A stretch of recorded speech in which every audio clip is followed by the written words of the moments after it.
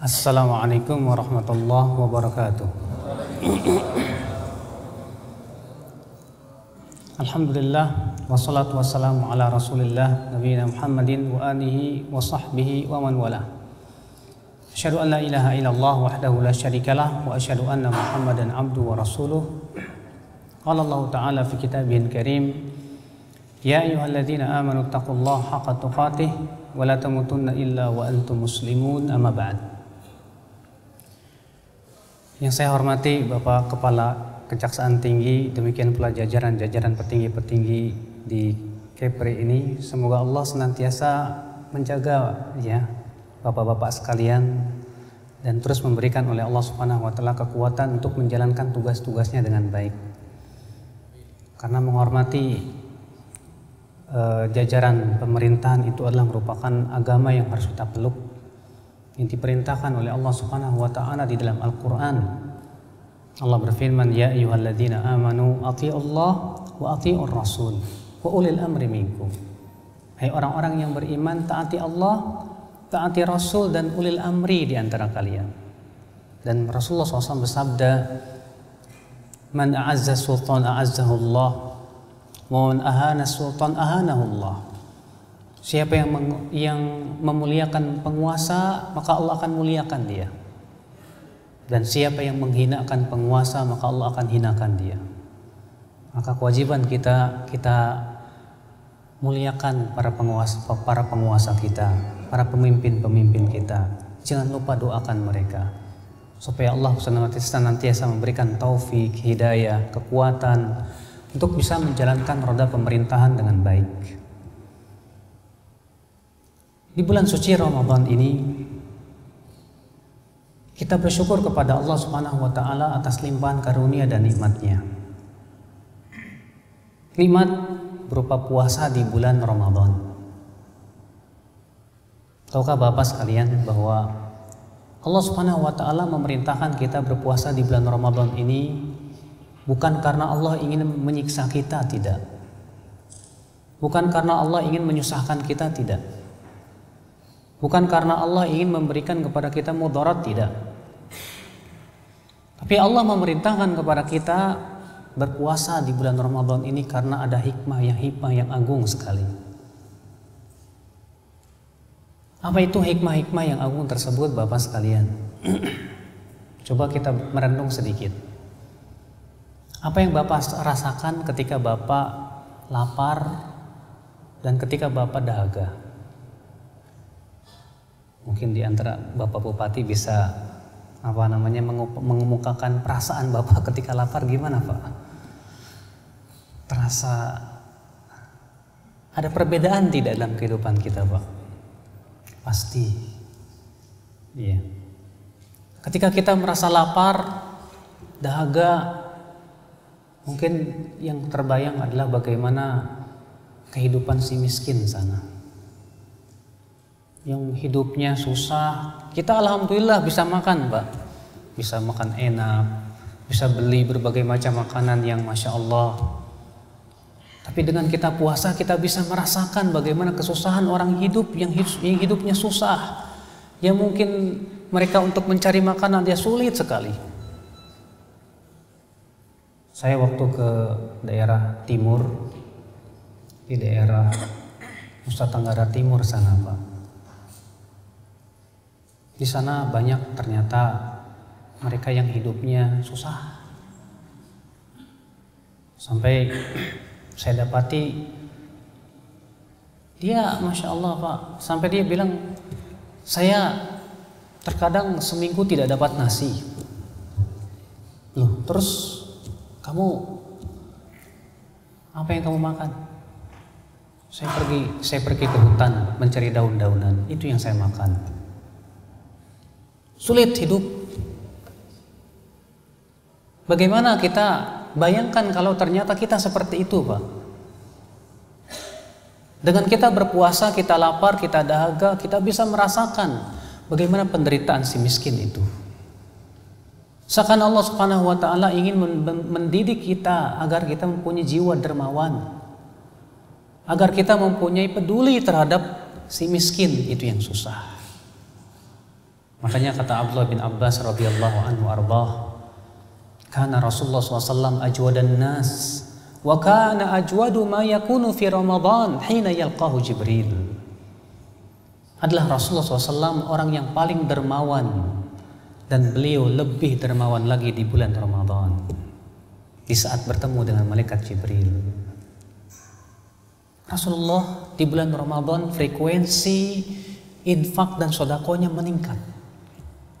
Padahal Rasulullah orang yang paling dermawan. Rasulullah SAW orang yang sangat dermawan, sampai-sampai ada orang Arab Badui yang masuk Islam dan berkata, sungguh aku mendapatkan manusia yang paling dermawan di dunia. Sungguh ia telah memberikan kepadaku hadiah kambing 2 lembah. Hadiah kambing 2 lembah. Bayangkan Bapak sekalian, bagaimana kedermawanan Rasulullah SAW. Ternyata di bulan Ramadan Rasulullah semakin dermawan. Kenapa? Karena itulah pelajaran yang agung yang ingin kita petik dari puasa Ramadan ini. Untuk mendidik jiwa dermawan di hati kita, Pak. Agar kita rajin bersedekah, agar kita bisa memperhatikan orang-orang lemah. Bahkan Rasulullah SAW memberikan keutamaan yang agung, pahala yang besar bagi mereka yang suka memperhatikan orang-orang yang lemah. Kata Rasulullah SAW, as-sa'i alal armalah wal du'afa kal mujahid fi sabilillah wa kal qa'im was sa'im la yaftur. Orang yang memperhatikan para janda dan orang-orang lemah, itu pahalanya kata Rasulullah seperti berjihad di jalan Allah, dan seperti orang yang terus-menerus sholat tahajud dan berpuasa setiap hari, tidak capek-capeknya. Bayangkan Bapak sekalian, ternyata pahala memperhatikan para janda orang lemah sangat besar sekali di sisi Allah Subhanahu wa taala.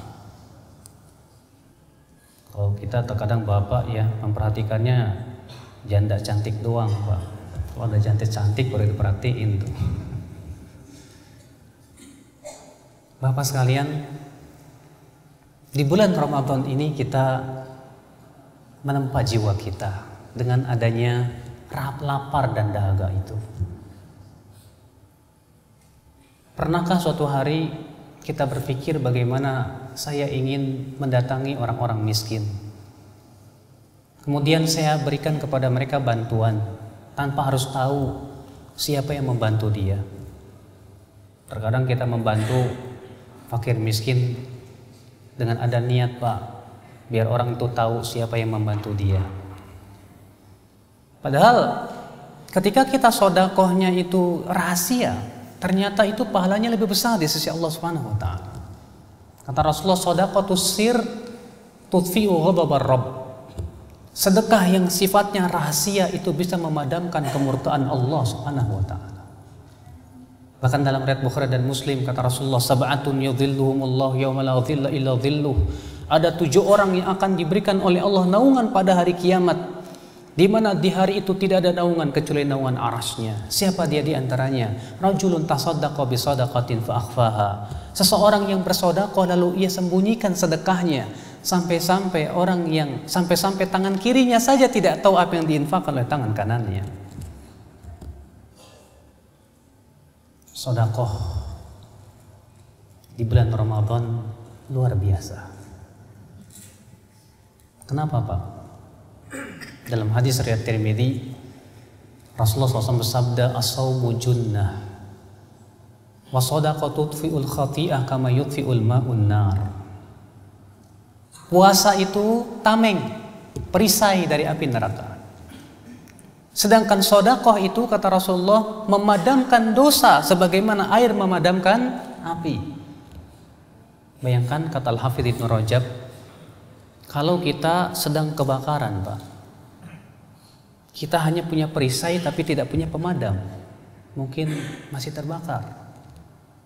Atau kita hanya sebatas punya pemadam tapi tidak punya perisai juga, mungkin masih terbakar. Tapi ketika kita memiliki 2, perisai dan pemadam, maka ini kekuatan yang dahsyat untuk memadamkan api neraka. Makanya inilah rahasia kenapa Rasulullah SAW lebih banyak sedekah di bulan Ramadan dibandingkan dengan di bulan-bulan yang lainnya. Bapak dan ibu-ibu sekalian yang saya hormati dan saya cintai, inilah hikmah yang pertama yang diinginkan dari bulan Ramadan, yaitu mendidik jiwa kita agar berjiwa dermawan, agar berjiwa senantiasa memperhatikan orang-orang lemah, orang-orang susah. Itu yang diinginkan oleh Islam, Pak. Jangan hanya sebatas memikirkan untuk kepentingan diri sendiri. Jangan hanya sebatas memikirkan kekayaan untuk diri sendiri. Tapi coba pikirkan, Pak, orang-orang yang susah itu, Pak. Masya Allah. Bapak kebetulan diberikan oleh Allah harta yang banyak, kedudukan yang tinggi, Pak. Tapi Bapak sadar tidak, Pak? Setiap harta Bapak itu akan ditanya oleh Allah. Mungkin Bapak ayatnya hafal lah, insya Allah. Apa itu? Allah berfirman, "Tsumma latus'alunna yauma idzin 'anin na'im." Kemudian kalian benar-benar akan ditanya oleh Allah tentang kenikmatan-kenikmatan itu. Coba Bapak kalau pulang ke rumah, buka lemari pakaian. Itu setiap pakaian yang ada di lemari itu ditanya oleh Allah. Coba Bapak buka lemari sepatu-sepatu yang berjejer, Masya Allah. Itu setiap sepatu itu akan ditanya oleh Allah. Coba kita sekarang berpikir kira-kira jawaban apa yang kita persiapkan nanti di hadapan Allah Subhanahu wa taala tentang kenikmatan yang kita rasakan itu. Kita tidak ingin kekayaan materi yang kita miliki ternyata malah menjadi bumerang yang akan mengadab kita dalam api neraka. Kita tidak ingin itu, Pak. Allah berfirman, "Innal ladzina yaknizuna adh-dhahaba wal fiddah ولا ينفقونها في سبيل الله فبشرهم بعذاب أليم يوم يحمى عليها في نار جهنم فتقوى بها جباههم وجنوبهم هذا ما كنزتم لأنفسكم فذوقوا ما كنتم تكنزون." Kata Allah dalam surat At-Taubah, sesungguhnya orang-orang yang menumpuk-numpuk kekayaan dan tidak menginfakannya di jalan Allah, berikan kabar gembira kepada mereka dengan adab yang pedih. Di hari itu kekayaan mereka akan dipanaskan dalam api neraka, lalu disetrikakan kepada punggung-punggung, jidat-jidat dan rusuk-rusuk mereka, sambil dikatakan, inilah balasan hasil daripada apa yang kalian tumpuk-tumpuk berupa kekayaan kalian yang tidak diinfakkan itu. Masya Allah, Pak. Ternyata kekayaan, kelebihan yang kita miliki semua akan ditanya oleh Allah Subhanahu wa taala. Jangan yang kita pikirkan enaknya saja, Pak. Masya Allah, memang sih enak. Bapak punya kedudukan tinggi, gajinya besar, enak, Pak, enak. Di dunia enak, tapi di akhirat yang gak enak, Pak.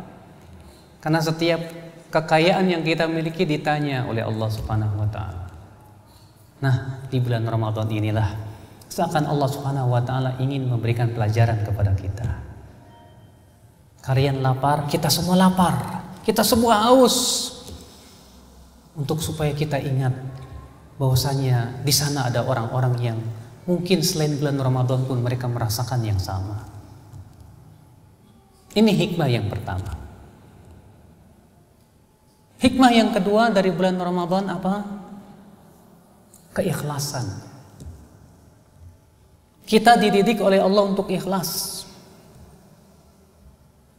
Bayangkan ketika bapak-bapak sedang sendirian, tidak ada orang. Tidak ada orang, di depan Bapak ada makanan enak. Kira-kira Bapak berani batal nggak, Pak? Saya nggak mau batal saya. Loh, kenapa, Pak? Takut saya. Nanti saya kalau nggak puasa Allah mengadab saya. Masya Allah. Berarti kita sedang dididik keikhlasan. Walaupun tidak ada orang yang melihat, walaupun tidak ada orang yang tahu, tapi kita tahu, Allah melihat, sehingga pada waktu itu kita pun merasa takut kepada Allah. Kita tidak berani batal. Masya Allah, pendidikan yang luar biasa. Andaikan kalau itu tidak hanya puasa, Pak, tapi dalam segala macam perkara. Terkadang karena nggak ada orang tahu, kita berani berbuat maksiat kepada Allah. Ketika nggak ada orang tahu, kita berani korupsi. Maaf saja ini, ya, karena korupsi terkadang seringkali dilakukan oleh banyak sekali, ya, saudara-saudara kita di Indonesia ini. Hanya karena dia tidak ada orang yang tahu. Tapi apa dia tidak tahu kalau Allah Maha tahu? Ketika kita berpuasa ini, kita ketika sendiri tidak ada yang tahu, tidak berani batal karena kita tahu Allah Maha tahu. Allah keras siksanya. Neraka Allah itu 70 kali lipat panasnya daripada neraka dunia. Maka coba Pak, dalam segala macam perkara Pak, jangan sampai kita terlihat soleh di hadapan orang, ternyata di hadapan Allah kita tidak soleh. Jangan sampai kita terlihat di hadapan orang sholat, zakat, puasa, Masya Allah. Tapi ketika kita sendirian, tidak ada orang yang tahu, ternyata kita menjadi orang yang tidak bertakwa kepada Allah Subhanahu wa Ta'ala. Coba Pak, kita dengarkan sebuah hadis riwayat Abu Dawud. Kata Rasulullah, yu'ta bi rajulin yaumal qiyamah, ya'ti rajulun yaumal qiyamah, ma'ahu thawabun amsal jibal tuhamah. Nanti pada hari kiamat, kata Rasulullah, akan ada datang seorang laki-laki yang membawa pahala-pahala sebesar gunung-gunung Tuhamah. Lalu tiba-tiba Allah menghancurkan pahala-pahala itu, hilang habis. Lalu ditanya kepada Rasulullah, siapa wahai Rasulullah? Merugi sekali orang itu.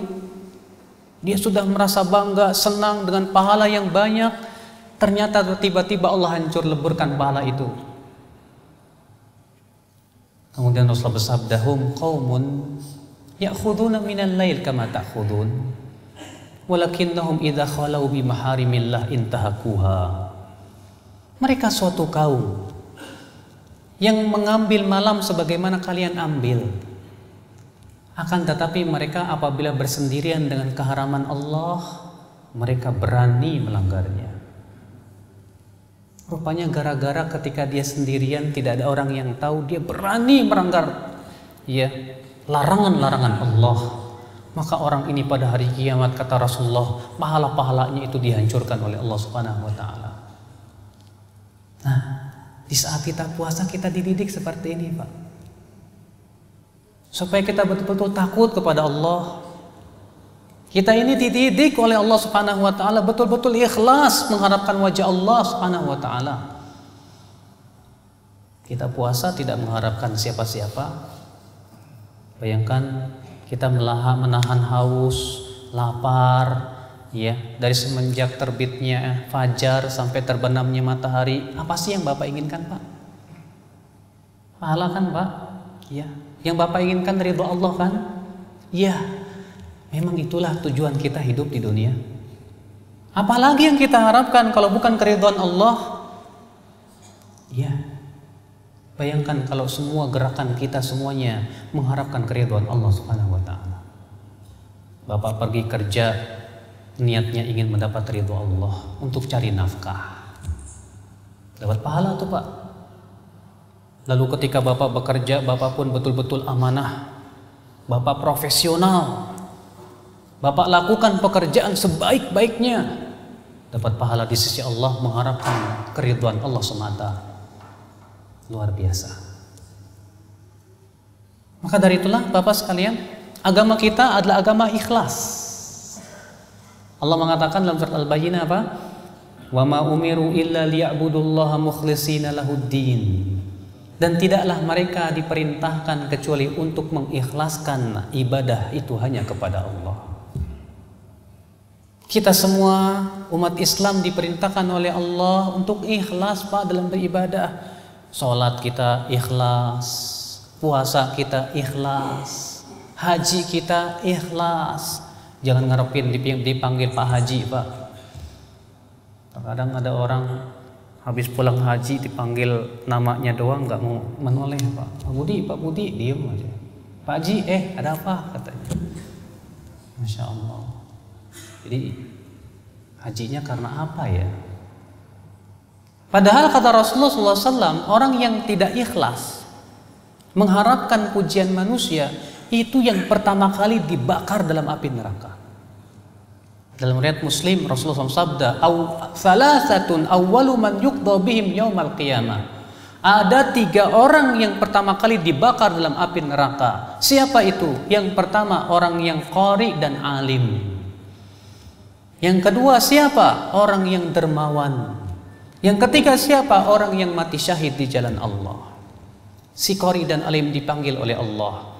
Lalu Allah berfirman, "Hai fulan, apa yang kamu amalkan di dunia?" Orang ini berkata, "Ya Allah, dahulu saya mempelajari ilmu, dahulu saya membaca Al-Quran, semuanya karena Engkau ya Allah." Allah berfirman, "Kadzabta, kamu dusta. Dahulu kamu membaca Al-Quran karena ingin disebut qari. Dahulu kamu mempelajari ilmu karena ingin disebut ulama. Dan kamu sudah mendapatkan predikat itu." Lalu ia pun diseret dan dilemparkan ke dalam api neraka. Didatangkan orang dermawan. Lalu Allah bertanya, "Hai fulan, apa yang kamu amalkan di dunia?" Dia berkata, "Ya Allah, tidak ada satupun tempat-tempat yang Engkau suka untuk diinfakkan padanya kecuali aku sudah berinfak di situ ya Allah. Semuanya karena Engkau." Allah berfirman, "Kadzabta, kamu dusta. Kamu dahulu berinfak hanya ingin disebut dermawan, dan kamu sudah mendapatkan sebutan itu." Ia pun kemudian diseret dan dilemparkan ke dalam api neraka. Dipanggil orang yang mati syahid. Lalu Allah bertanya, "Apa yang kamu amalkan?" Kata orang ini, "Ya Allah, dahulu aku berperang di jalan Engkau sampai aku terbunuh karena Engkau." Allah berfirman, "Kamu dusta. Kamu dahulu berperang karena ingin disebut pahlawan, dan kamu sudah mendapatkan sebutan itu." Lalu ia pun diseret ke dalam api neraka. Ternyata Pak, yang pertama kali dibakar dalam api neraka orang-orang seperti itu Pak, yang ternyata sholatnya tidak ikhlas, ibadahnya tidak ikhlas, mengharapkan pujian manusia. Makanya Pak, ketika kita puasa dilatih oleh Allah untuk ikhlas. Coba pertanyakan, selama ini kita bekerja ikhlas nggak mengharapkan wajah Allah? Selain mengharapkan gaji, kita mengharapkan wajah Allah juga. Selama ini ibadah kita sudah mengharapkan wajah Allah apa belum? Haji kita, umroh kita, puasa kita. Nah, keikhlasan sangat penting dalam kehidupan kita ini Pak. Allah tidak akan menerima amal ibadah apabila ternyata amal ibadah tersebut tidak ikhlas mengharapkan wajah Allah. Allah berfirman, "Ana aghna syuraka 'ani syirk." Aku yang tidak membutuhkan sekutu. Faman asyraka fihi ma'i ghairi. Siapa yang mempersekutukan aku dengan yang lainnya, taraktuhu wa syirkah, kata Allah, aku tinggalkan ia dan kesyirikannya. Maka Bapak sekalian, ketika kita berpuasa, ternyata kita ditempa oleh Allah untuk berjiwa ikhlas. Ikhlaslah mengharapkan wajah Allah. Walaupun memang ternyata Pak, buat ikhlas itu tidak mudah Pak. Kenapa Pak? Karena yang namanya setan, ya setan kan berusaha ingin mengajak manusia sama-sama dalam api neraka Pak. Mungkin Bapak masih ingat ya Pak ya, sumpahnya iblis itu Pak. Ketika iblis bersumpah di hadapan Allah, apa kata iblis? Fabima aghwaytani la'aq'udanna lahum siratakal mustaqim. Ya Allah, karena Engkau telah sesatkan diriku, aku akan halang-halangi hambamu dari jalanmu yang lurus. Itu sudah sumpah iblis. Iblis tidak ingin dan tidak suka melihat hamba yang ikhlas. Maka iblis berusaha menjadikan hamba itu tidak ikhlas. Akhirnya dia mengharapkan dunia dari amalan solehnya. Terkadang kita Pak beramal soleh ngarepnya dunia. Saya mau sholat duha, biar apa Pak? Biar lancar rezeki saya. Masya Allah, rupanya sholat duhanya niatnya supaya lancar rezeki Pak. Emang nggak boleh Ustaz. Meniatkan ibadah karena ingin dapat dunia itu dilarang oleh Allah. Beda dengan doa. Kalau doa memang tempat meminta Pak. Bapak minta dunia sama Allah, ya Allah berikan saya kekayaan, ya silahkan. Tapi kalau niat ibadah jangan sampai Pak. Silahkan Bapak buka dalam surat Hud ayat 15-16. Allah berfirman, "Man kana yuridul hayatad dunya wa zinataha, nuwaffi ilaihim a'malahum fiha wa hum fiha la yubkhasun. Ulaika alladzina laisa lahum fil akhirati illa an-nar, wa habita ma sana'u fiha wa batilum ma kanu ya'malun." Barang siapa, kata Allah, yang menginginkan kehidupan dunia dan perhiasannya, kami akan berikan apa yang dia inginkan dari amalannya tersebut, tanpa dikurangi sedikit pun juga. Mereka itu dalam kehidupan akhirat tidak akan mendapatkan apapun kecuali api neraka, kata Allah. Batal apa yang mereka usahakan, sia-sia apa yang mereka lakukan. Allah tidak ridho, Pak. Amalan soleh yang begitu mulia di mata Allah ternyata diharapkan dunia yang rendah di mata Allah. Bapak tahu tidak, Pak? Dunia di mata Allah itu seperti apa, Pak? Hah? Coba dengarkan sebuah hadis yang diriwayatkan Imam Ahmad dalam musnadnya. Suatu ketika Rasulullah SAW dan beberapa sahabatnya sedang berjalan, lalu di tengah jalan menemukan bangkai anak kambing yang telinganya putus. Kemudian Rasulullah SAW mengangkat bangkai tersebut sambil berkata, "Ayo, siapa yang mau membeli bangkai ini 1 dirham saja?" Kata para sahabat, "Hai Rasulullah, kalaupun ini masih hidup kami tidak mau beli, hai Rasulullah." Kenapa? Ini cacat. Bagaimana sudah jadi bangkai? Apa kata Rasulullah? "La dunya ahwan indallahi min hadza indakum."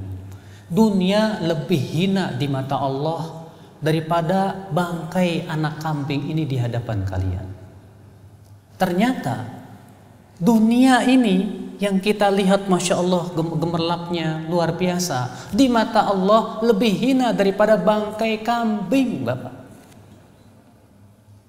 Sedangkan sholat, zakat, puasa, haji, zikir di mata Allah itu mulia, mulia. Makanya pahalanya surga. Surga itu luar biasa. Maka kalau ada orang beramal soleh, ternyata tujuannya ingin mendapatkan dunia, Allah tidak ridho. Karena amalan soleh itu sesuatu yang luar biasa di mata Allah. Bagaimana hendak diharapkan padanya sesuatu yang rendah? Amalan soleh cocoknya apa, Pak? Surga. Surga. Rasulullah SAW mengatakan, penduduk surga yang paling rendah itu diberikan oleh Allah kesenangan dunia dan seisinya dan 10 kali lipat lagi. Dengarkan sebuah hadis, Pak, tentang kisah orang yang terakhir masuk surga, Pak. Kata Rasulullah, "Akhiru man yadkhulul jannah rajulun." Orang yang paling terakhir masuk surga seorang laki-laki yang diselamatkan dari api neraka. Lalu dia pun duduk menghadap api neraka, lalu ia berdoa, "Ya Allah, palingkan saya dari api neraka ini. Panasnya membuat saya tidak enak, ya Allah." Kemudian Allah berfirman, "Hai hambaku, bagaimana kalau aku kabulkan permintaanmu, kamu akan minta yang lain?" Kata si hamba, "Tidak, ya Allah." Baik, dipalingkan dia dari api neraka. Rupanya si hamba ini melihat sebuah pohon, Pak, yang rindang. Lalu si hamba berkata, "Ya Allah, adnini minha, ya Allah, tolong dong dekatkan saya ke pohon itu supaya saya bisa meminum airnya, ya Allah, dan saya juga bisa bernaung di bawah naungannya." Kemudian Allah berfirman lagi, "Hai hamba, kalau aku kabulkan permintaanmu, kamu akan minta yang lain?" "Tidak, ya Allah." "Baik, aku akan ambil perjanjian dari kamu," kata Allah, "bahwa kamu tidak akan minta yang lain." Lalu si hamba ini berjanji. Kemudian Allah pun mendekatkan dia di pohon tersebut. Kemudian si hamba ini pun minumlah di bawah pohon itu dan berteduh di bawahnya. Tiba-tiba Allah perlihatkan pohon yang kedua, lebih indah lagi. Si hamba pun diam termenung. Akhirnya si hamba tidak sabar. Lalu si hamba ini berkata, "Ya Rabb, adnini minha." "Ya Allah, dekatkan aku dengan pohon itu, ya Allah." Apa kata Allah? "Waihak ibnu Adam, celaka kamu anak Adam. Bukankah kamu tadi sudah berjanji tidak akan minta yang lain?" Kata si hamba, "Ya Allah, ini saja satu. Saya berjanji tidak akan minta lagi yang lain, ya Allah." Lalu Allah mengambil perjanjian bahwa tidak akan minta lagi yang lain. Si hamba pun berjanji. Didekatkanlah ia ke pohon yang kedua, Pak. Dia pun kemudian minum, berteduh di situ. Tiba-tiba Allah perlihatkan lagi pohon yang ketiga yang lebih indah lagi. Iya. Rupanya si hamba kembali termenung.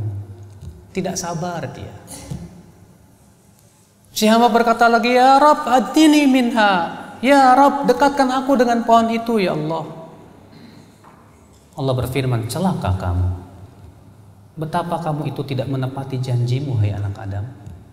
Kamu sudah 2 kali minta dan berjanji tidak akan meminta yang lain. Kamu minta lagi. Si hamba berkata, ya Allah, ini saja satu, ini saja. Allah berfirman, bagaimana kalau aku berikan kepada kamu yang kamu minta? Kira-kira kamu minta yang lain? Si hamba berkata, tidak ya Allah. Kamu berjanji? Iya, aku berjanji. Akhirnya kemudian Allah pun mengabulkan permintaannya. Didekatkan ke pohon yang ketiga. Rupanya pohon itu di pinggir surga, Pak. Si hamba melihat ke surga, melongo dia. Masya Allah, nikmatnya luar biasa. Akhirnya si hamba berkata, ya Allah, masukkan dong aku ke surga. Ya, kembali si hamba tidak menepati janji. Lalu Allah pun tertawa melihat ketidaksabaran si hamba ini. Sementara Allah sayang kepada dia. Lalu Allah berfirman, masuk kamu ke surga. Masuk dia ke surga. Lalu Allah berfirman, tamanna, silakan kamu berhayal minta apa. Lalu ia pun berhayal, minta ini, minta itu, minta ini, sampai-sampai Allah mengingatkan yang ini juga, yang itu juga. Terus aja dia berhayal, meminta terus, sampai akhirnya selesai hayalannya, Pak. Tidak tahu apa lagi yang harus diminta. Lalu Allah berfirman, semua yang kamu inginkan, kamu akan mendapatkan dan 10 kali lipat dari itu. Kata Rasulullah, itulah penduduk surga yang paling rendah. Diberikan oleh Allah 10 kali lipat dunia dan seisinya. Coba siapa di dunia ini yang memiliki kekayaan dunia dan seisinya, Pak? Tidak ada, Pak. Orang karena punya ladang emas yang luar biasa bisa kaya raya, itu baru sedikit. Orang punya ladang tembaga yang luar biasa bisa duitnya triliunan, baru sedikit. Kekayaan dunia dan seisinya luar biasa. Penduduk surga yang paling rendah kekayaan dunia, kekayaannya apa? Dunia dan seisinya dan 10 kali lipat lagi. Begitu hebatnya di surga nanti. Iya. Tapi kita ini terkadang maaf aja, Pak, lebih tertarik dengan iming-imingan dunia daripada surga. Coba aja Bapak di masjid ada orang azan, hayya 'alal falah, mari kepada keberuntungan. Itu yang datang berapa, Pak? Baring 1 shaf, 2 shaf. As-salatu khairum minan naum. Salat lebih baik daripada puasa. Daripada tidur. Yang datang ke masjid berapa orang, Pak?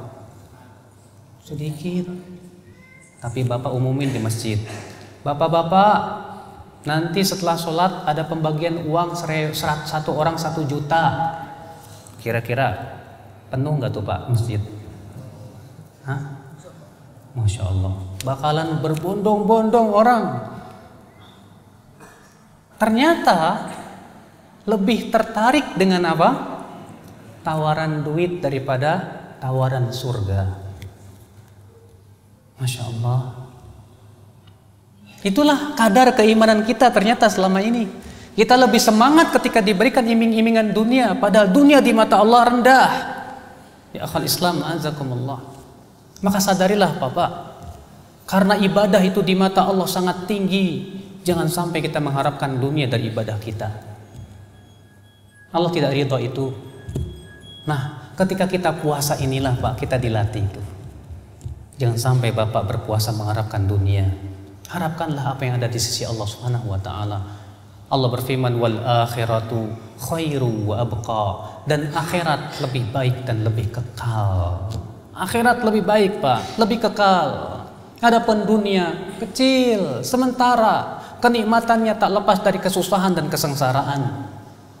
Ketika Bapak ingin mendapatkan kekayaan, Bapak harus banting tulang. Bapak harus berusaha semaksimal mungkin mencari kekayaan dunia. Tapi kenapa untuk mendapatkan kesenangan surga kita tidak mau banting tulang, Pak? Kenapa kita tidak berusaha dengan sungguh-sungguh untuk mendapatkan yang lebih baik daripada kekayaan dunia? Ya, untuk inilah kita berpuasa Ramadan.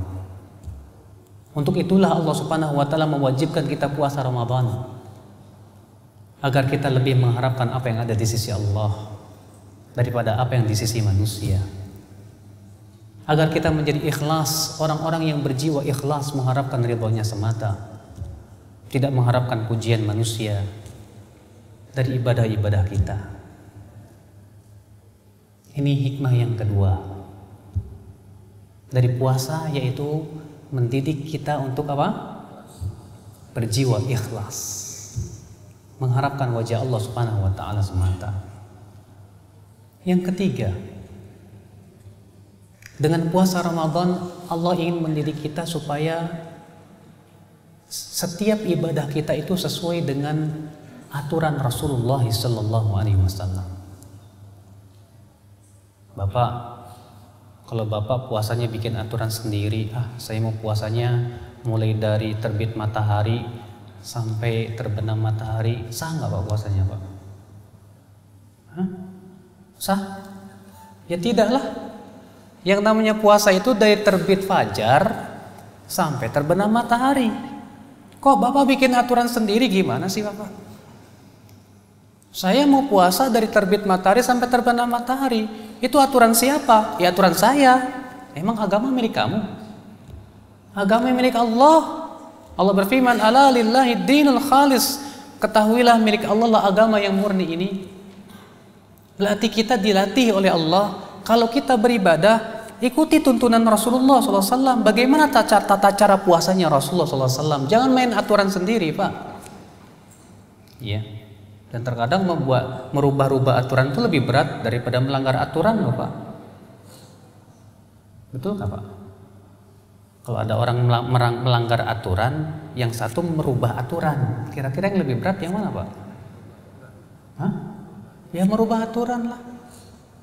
Iya. Ada orang pas lampu merah nyerobot, bos.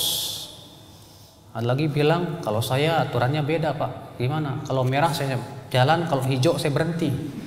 Loh, itu aturan siapa? Ya aturan saya sendiri, kenapa? Terserah saya lah. Wah, ini lebih berat lagi ini. Ya. Demikian pula dalam agama. Melanggar aturan Allah atau merubah-rubah aturan Allah lebih berat daripada melanggar aturan. Jangan rubah-rubah aturan Allah. Yang namanya puasa itu dari terbit fajar sampai terbenam matahari. Ini mau bikin aturan sendiri. Dari terbit matahari sampai terbenam matahari, gimana itu? Maka dari itulah, Pak, dengan puasa kita dilatih itu. Sholat juga harus ngikutin aturan Rasulullah. Kata Rasulullah, "Shallu kama ra'aitumuni usolli." Sholatlah kalian sebagaimana kalian melihat aku sholat. Tuh gimana Rasulullah sholat? Dimulai dari takbiratul ihram sampai salam. Bagaimana tata caranya? Bagaimana cara takbirnya? Bagaimana cara sedekapnya? Bagaimana cara rukunya? Memang sih di sana ada perselisihan ulama dalam memahami dalil. Wajar itu, Pak. Iya. Karena para ulama berbeda-beda dalam masalah pemahaman terhadap dalil. Contoh misalnya Imam Syafi'i mengatakan wajib baca Al-Fatihah di belakang imam.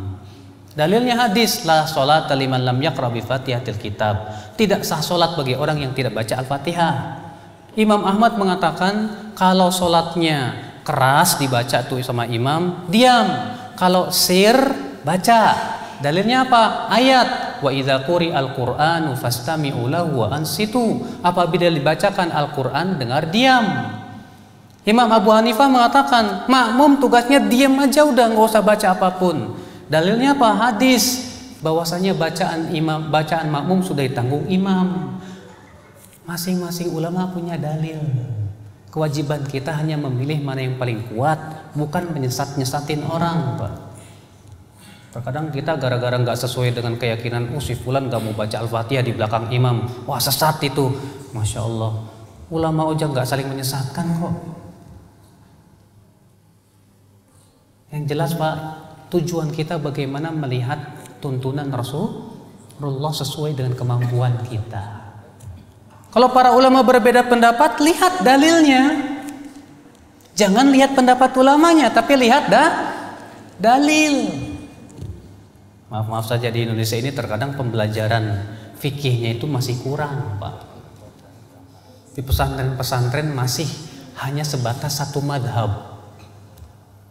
Pesantren-pesantren di Indonesia itu rata-rata pembelajarannya masih satu madhab. Belum perbandingan madhab, belum.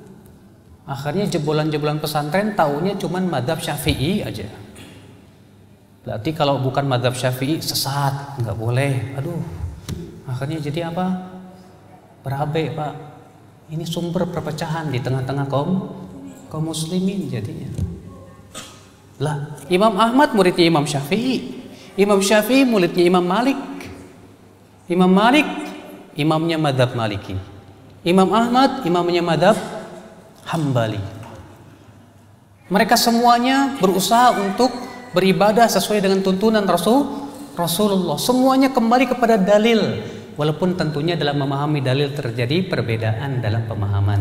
Nah, kewajiban kita melihat mana yang paling kuat itu kita amalkan. Adapun menyalahkan yang kita tidak sesuai dengan kita, ini sebuah kesalahan. Tuntunan Rasulullah. Walaupun tentunya dalam masalah perbedaan pendapat ada perincian-perincian yang lain. Kapan perbedaan itu boleh kita ingkari? Kata para ulama, kalau ternyata orang yang menyelisih itu bertabrakan dengan kesepakatan para ulama seluruh dunia, berarti ia sudah menyelisih ijma. Ini tidak boleh. Atau pendapat tersebut dalilnya sangat lemah sekali, sementara yang menyelisihinya dalilnya sangat kuat, maka yang harus kita ikuti yang kuat dalilnya. Contoh misalnya apa? Imam Abu Hanifah mengatakan apa, Pak? Kata Abu Hanifah, yang namanya arak itu yang terbuat dari anggur saja. Adapun yang selain anggur tidak disebut arak. Sementara jumhur ulama, ini madhab Imam Syafi'i, Maliki, Hambali, mengatakan arak itu setiap yang memabukkan. Baik dari anggur, dari rambutan, dari semuanya, pokoknya yang namanya memabukkan arak. Dalilnya hadis kullu muskirin khamrun, setiap yang memabukkan itu arak, kata Rasulullah. Wa kullu khamrin haram, dan setiap arak itu haram, kata Rasulullah SAW. Nah, sekarang kalau misalnya ada pemuda mabuk, Pak, terus bapak tegur, kamu kenapa mabuk? Kata Abu Hanifah, yang namanya arak itu cuma anggur. Ini bukan anggur, apel. Ya, hormati dong ulama. Gak bisa. Kenapa? Karena Abu Hanifah bertabrakan dengan dalil dalam hal ini. Iya. Kata Imam Al-Khattabi, pendapat Abu Hanifah harus kita ingkari karena pendapat beliau bertabrakan dengan dalil. Di saat seperti itu betul kita ingkari, iya. Makanya masalah perselisihan para ulama pembahasannya harus terperinci betul. Mana yang bisa kita hormati, mana yang bisa kita tidak hormati, itu ada pembahasan dalam masalah fikih. Ya. Nah, yang saya ingin ambil hikmahnya, Pak, bahwa kita berpuasa ini diantara hikmahnya adalah bagaimana puasanya sesuai dengan aturan Rasulullah SAW. Maaf saja, Pak, ya. Terkadang sebagian tata cara ibadah puasa sebagian kaum muslimin ada yang tidak sesuai dengan aturan Rasul. Bapak tahu nggak, Pak, Rasulullah SAW kalau sahur itu jam berapa, Pak? Ya, kata Zaid bin Thabit, tasaharna ma'a Rasulillah SAW, kami pernah bersahur bersama Rasulullah. Lalu Anas bertanya kepada Zaid, hai Zaid, berapa jarak antara sahur Rasulullah dengan fajar? Kata Zaid, sekitar membaca 50 ayat. Membaca 50 ayat itu tidak sampai 15 menit. Ternyata Rasulullah kalau sahur itu paling 15 menit sebelum subuh. Tapi banyak kaum muslimin sahur jam 1, jam 2. Saya katakan ini tidak sesuai dengan perbuatan Rasul.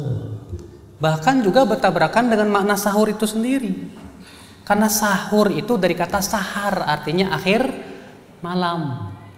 Jadi sahur artinya makanan akhir malam. Kalau jam 1, jam 2 bukan akhir malam namanya, Pak. Iya. Tengah malam.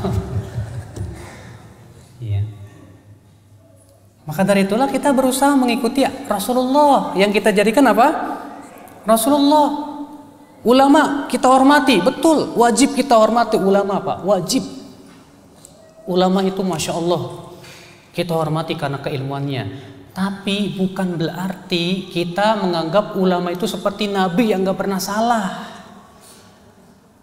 Makanya kan sikap kepada ulama manusia itu ada 3. Ada yang pertama, seakan-akan ulama itu nabi yang gak pernah salah. Dikultuskan ulama, seakan-akan ulama itu bagaikan nabi. Pokoknya kata Kiai Anu harus disebutkan. Walaupun gak sesuai dengan dalil, gak apa-apa, pokoknya Pak Kiai itu harus ditaati. Ini gak benar, Pak. Kenapa? Karena ulama manusia biasa. Ada lagi yang kedua, kita nggak butuh ulama, cukup Quran hadis saja.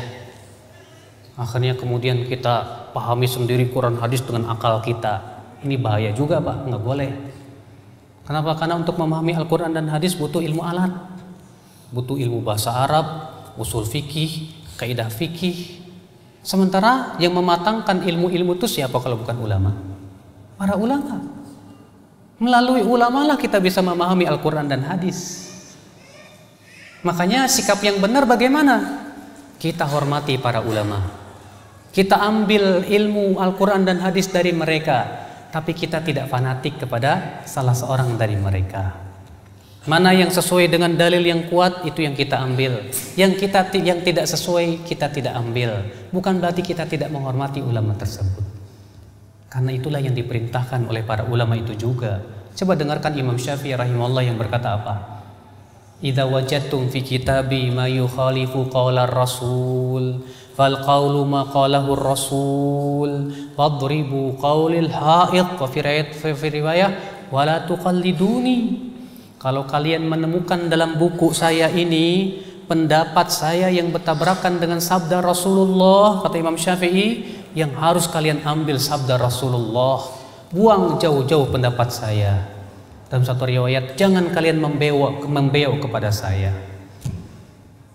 Imam Syafi'i yang mengatakan begitu, Pak. Imam Syafi'i juga mengatakan ajma'al muslimun ala annahu man istabanat lahu sunnatur rasul lam yakun an yada'a li qawli ahadin. Kaum muslimin semua bersepakat apabila seseorang telah sampai kepadanya dalil dari Al-Quran dan hadis, dia tidak boleh buang itu dalil hanya karena mengikuti pendapat seseorang. Tak boleh, kata Imam Syafi'i rahimahullah.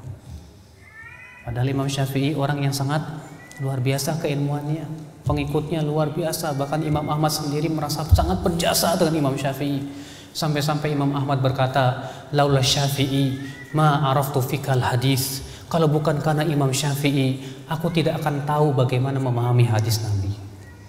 Sampai-sampai Imam Ahmad berterima kasih kepada Allah kemudian kepada Imam Syafi'i.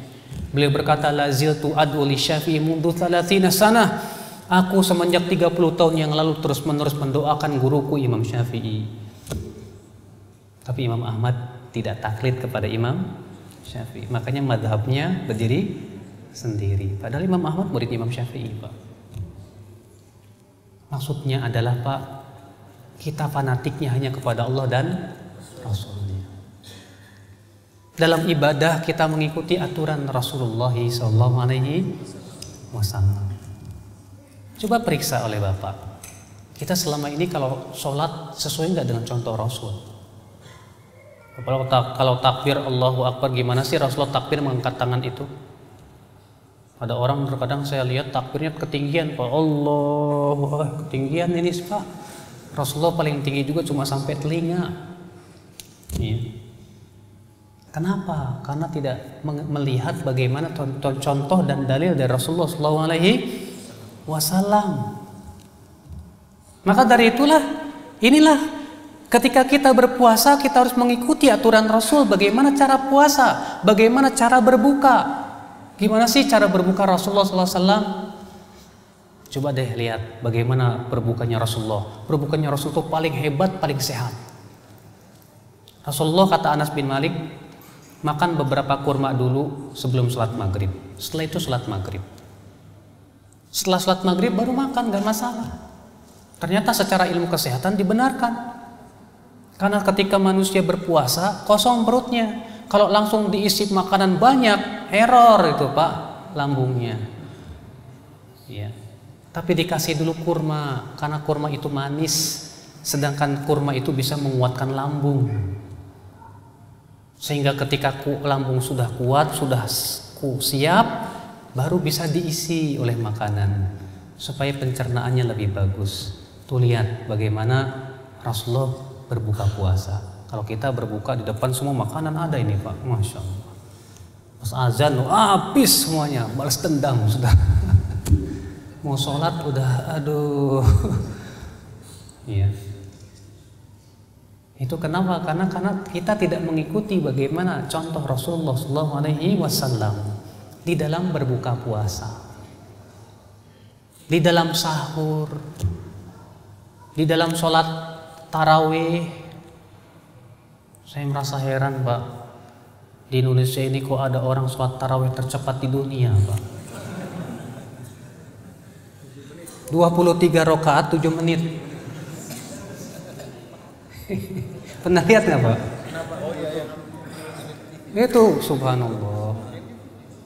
Alhamdulillah, amin. Allahu akbar, sami Allahu akbar. Ya Allah ya Rabbi. Mau kemana sih? Bingung saya. Padahal dalam riwayat Bukhari dan Muslim Pak, disebutkan dalam riwayat Bukhari dan Muslim dalam sahihnya, ada seorang laki-laki masuk ke masjid lalu ia sholat dengan cepatnya. Selesai sholat dia datang ke Rasulullah dan berkata, Assalamualaikum ya Rasulullah. Kata Rasulullah, wa alaikassalam, irji fasalli fa innaka lam tusalli. Balik lagi kamu sholat, kamu belum sholat. Akhirnya orang ini balik lagi sholat. Sholatnya cepat juga, nggak tumanina. Setelah selesai sholat datang lagi ke Rasulullah. Rasulullah mengatakan apa? Irji fasalli fa innaka lam tusalli. Balik lagi kamu sholat, kamu belum sholat. Sholat lagi dia dengan cepatnya juga sama, tidak tumanina. Balik lagi ke Rasulullah. Rasulullah bersabda lagi, irji fasalli fa innaka lam tusalli. Balik lagi kamu sholat, kamu belum sholat. Kata orang ini, ya Rasulullah, saya bisanya begini, ajarkan saya dong. Kata Rasulullah, idza qumta ila shalah fatawadda, thumma istaqbilal qiblah fakabbir, thumma qra' ma tayassara ma'aka minal Qur'an, thumma rka' hatta tatma'inna raqi'a, thumma rfa' hatta ta'tadila qa'ima. Kalau kamu mau sholat berwudulah, kemudian menghadaplah ke kiblat dan bertakbirlah. Lalu bacalah yang kamu mudah yang dari Al-Quran. Lalu rukulah dengan tumak ninah. Lalu i'tidallah dengan tumak ninah. Rupanya orang ini tidak tumak ninah. Apa yang terjadi? Rasulullah tidak menganggapnya sholat sama sekali. Bagaimana dengan orang yang sholat tarawihnya cepat banget itu Pak? Kira-kira tumak ninah nggak Pak? Tidak Pak. Dan anehnya lagi, yang mirisnya lagi, maaf aja Pak, bawa dalil Pak. Kan Allah mengatakan fastabiqul khairat, berlomba-lombalah dalam kebaikan. Yang namanya lomba lari aja kita harus cepet-cepetan kok katanya. Ini gimana? Yang salah ayatnya apa pemahamannya Pak? Hah? Nggak mungkin kan yang salah ayatnya Pak? Yang salah pemahamannya. Lalu bagaimana dong memahami ayat itu? Ya harus lihat dong contoh Rasulullah dan para sahabatnya dan para ulama. Makanya tidak setiap orang bawa ayat langsung bisa apa? Kita benarkan pemahamannya. Enak aja. Lihat dong bagaimana praktek Rasulullah, prakteknya para sahabat, para ulama setelahnya. Ya. Enak aja main petik ayat langsung apa? Dipahami sendiri. Nah, inilah Bapak sekalian. Makanya dengan puasa ini kita dilatih oleh Allah untuk apa? Supaya kita beribadah sesuai dengan aturan Rasulullah sallallahu alaihi wasallam. Dalam haji kita, kata Rasulullah, "Khudhu anni manasikakum." Ambil dariku manasik haji kalian, ambil dari Rasulullah SAW. Jangan bikin sendiri, Pak. Saya terkadang merasa heran, sebagian travel itu ada yang istilah dimahrom-mahromin, Pak. Demi untuk supaya dapat berangkat, udah dimahromin aja. Mahrom bohongan. Itu sering ada, Pak, di travel-travel itu, Pak. Padahal kan yang namanya mahram sudah ditentukan oleh dalam Al-Quran dan hadis. Tapi kenapa kemudian ada istilah mahrom-mahromin? Ini wanita laki-laki bukan mahram, di mahrom-mahromin juga. Masya Allah, ini namanya merubah-rubah aturan Allah subhanahu wa ta'ala. Hati-hati, itu merubah syariat Allah namanya. Tapi sayang itulah, Pak, ya. Nah, Bapak sekalian, itu hikmah yang ketiga daripada puasa Ramadan, supaya kita betul-betul berjiwa ittiba Rasulullah sallallahu alaihi wasallam. Dan Allah mengatakan di dalam surat Ali Imran ayat 31 apa? Qul in kuntum tuhibbunallah fattabi'uni yuhibbukumullah wa yaghfir lakum dzunubakum. Katakan, jika kalian memang mencintai Allah, ikuti aku, yaitu Rasulullah. Niscaya Allah akan mencintai kalian dan mengampuni dosa kalian. Tuh, Pak.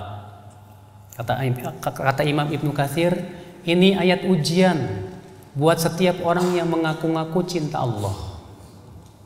Bahwa siapa saja yang mengatakan dirinya cinta Allah, dia wajib mengikuti Rasulullah, ittiba Rasulullah. Kalau kita mengatakan saya cinta Allah tapi kita tidak mau mengikuti Rasulullah, itu gombal cintanya. Nah, Bapak sekalian, jadikan Rasul sebagai suri tauladan kita dalam semua kehidupan kita, Pak. Allah berfirman, laqad kana lakum fi Rasulillahi uswatun hasanah. Sungguh telah ada pada diri Rasulullah suri tauladan yang baik. Iya, Rasulullah suri tauladan kita bukan dalam masalah ibadah saja, Pak, dalam akhlak, dalam muamalah, bahkan dalam kehidupan sehari-hari, bahkan cara makan yang paling bagus itu adalah cara makan Rasulullah sallallahu alaihi wasallam. Kata Rasulullah apa? Ma mala'a adamiyun wi'an syarran min batni. Tidaklah anak Adam memenuhi bejana yang lebih buruk daripada perutnya sendiri. Bihasbi ibni Adam luqaimat yuqimna sulbah. Cukuplah bagi anak Adam beberapa suap untuk menegakkan tulang punggungnya.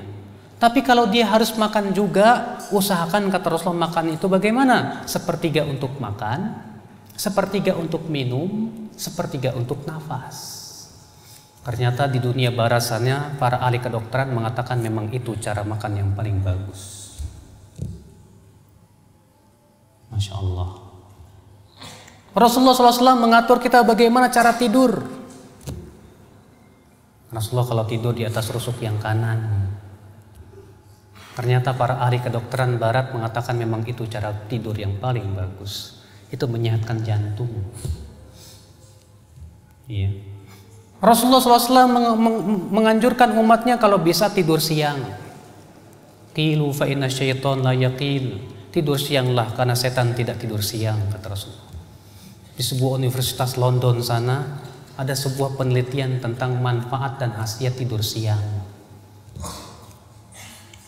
Ternyata tidur siang itu bisa membuat awet muda, menguatkan hafalan, luar biasa. Ternyata semua yang Rasulullah ajarkan manfaat, tidak, Pak?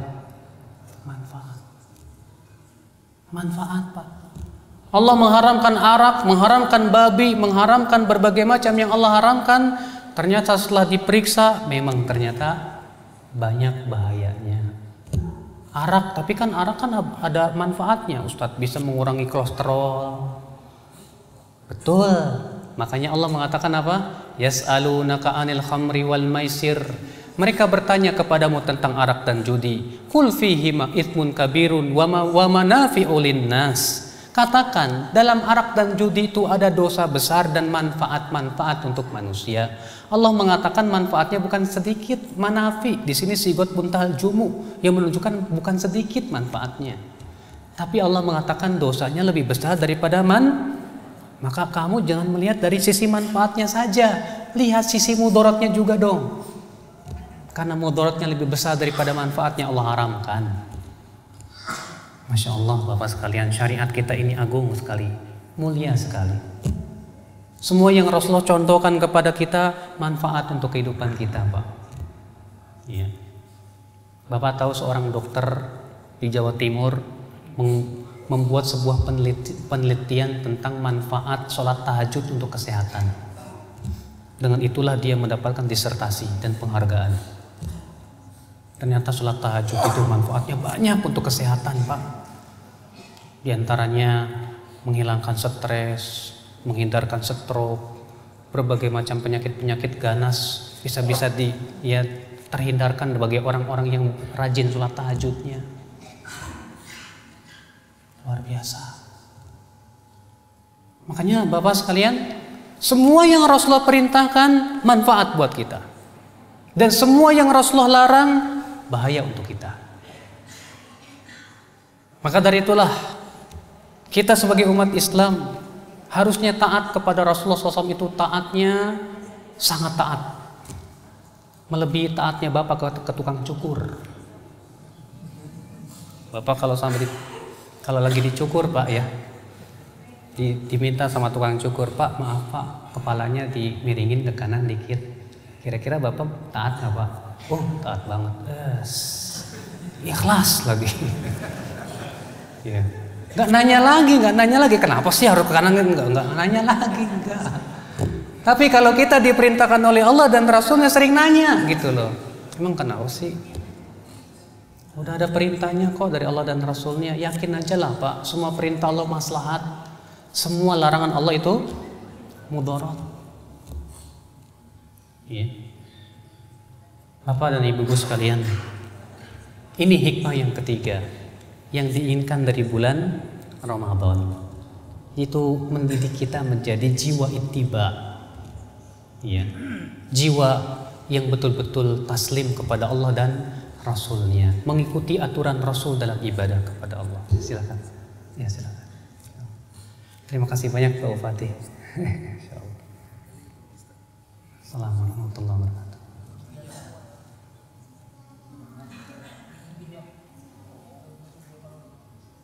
Ikhwatul Islam, azakumullah wa iyyakum. Apa hikmah yang lainnya, Pak, daripada disyariatkannya bulan Ramadan ini? Di antaranya hikmah yang besar sekali, Pak. Dilatih kesabaran. Disuruh Bapak sabar nih, tidak makan, tidak minum, tidak jima ketika sedang berpuasa. Bapak dilatih sabar menahan lapar, menahan haus. Masya Allah. Disuruh sabar, Pak, sabar. Dan hendaknya kita ini berjiwa sabar memang. Dan sabar itu, Pak, luar biasa. Hasilnya luar biasa.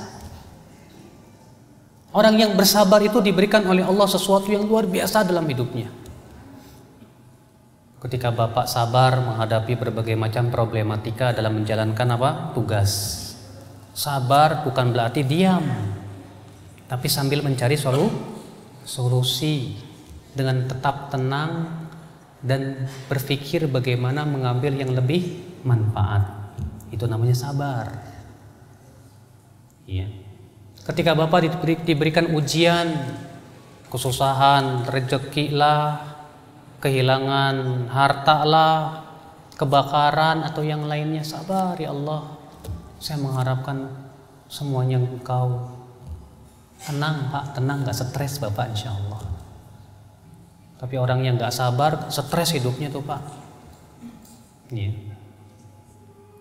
Dilatih kita sabar dalam ketaatan, dilatih kita sabar menjauhi kemaksiatan, dilatih.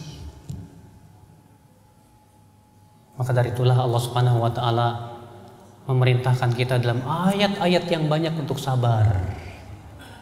Allah berfirman, ya ayyuhalladzina amanu sabiru wasabiru warabitu wattaqullah. Hai orang-orang yang beriman, bersabarlah dan kokohkan kesabaran kalian, dan bertakwalah kalian kepada Allah supaya kalian beruntung, kata Allah.